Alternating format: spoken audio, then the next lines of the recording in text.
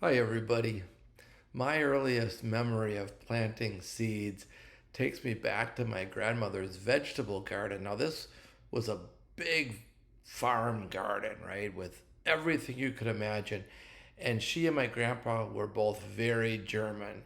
So, things, as you would imagine, were very precise, right? Stakes were driven in at the ends of each row, and these rows were exactly 24 inches apart. And lines were run to make sure that the rows were very straight. Everything followed a planting map. Things in this garden were calculated. Beans were planted 2 inches apart, 1 inch deep. Peas were 1.5 inches deep with two seeds in each hole. I mean, that's how it went. Everything was measured and exact and placed precisely where it would best grow.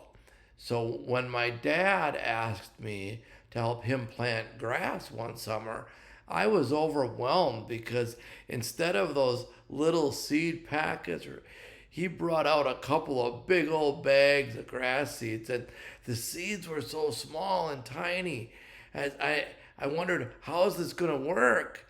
And how are we going to mark the rows, because it was such a big area that needed planting? I thought this is going to take forever. No, my dad said, you just take a handful of seeds and scatter them everywhere.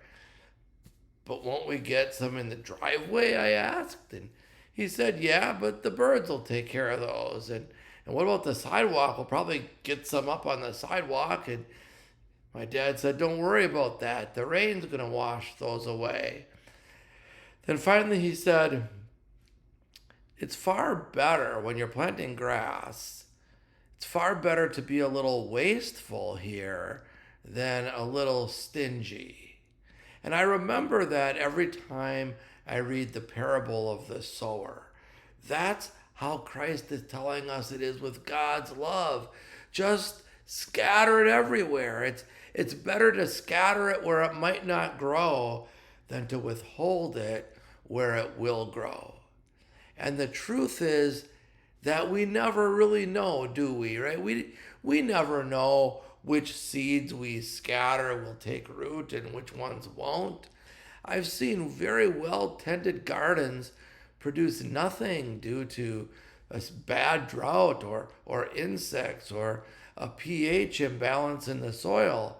And I've seen amazing trees flourish from between the cracks of rocks with roots that grew so strong they actually broke and crumbled the rocks. The wise person realizes that God is at work between the sowing and the reaping. And when we get stingy with our love, we limit God's opportunity to flourish in so many surprising ways. So be generous, be reckless, spread love with abandon. Don't worry about where it lands. Let God take care of it. Of course, we also have to ask ourselves what sort of earth our hearts are made of. Do we have hearts of stone where generous love can't take root? Do we surround our hearts with thorns of hatred and racism so love gets choked out? Do we keep our hearts shallow and superficial so love can never root deep? Or are our hearts rich and fertile so love can thrive and prosper? May the seeds of God's love be scattered abundantly upon you.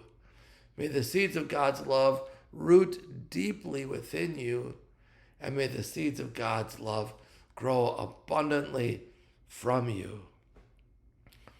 Peace be with you, and have a great week.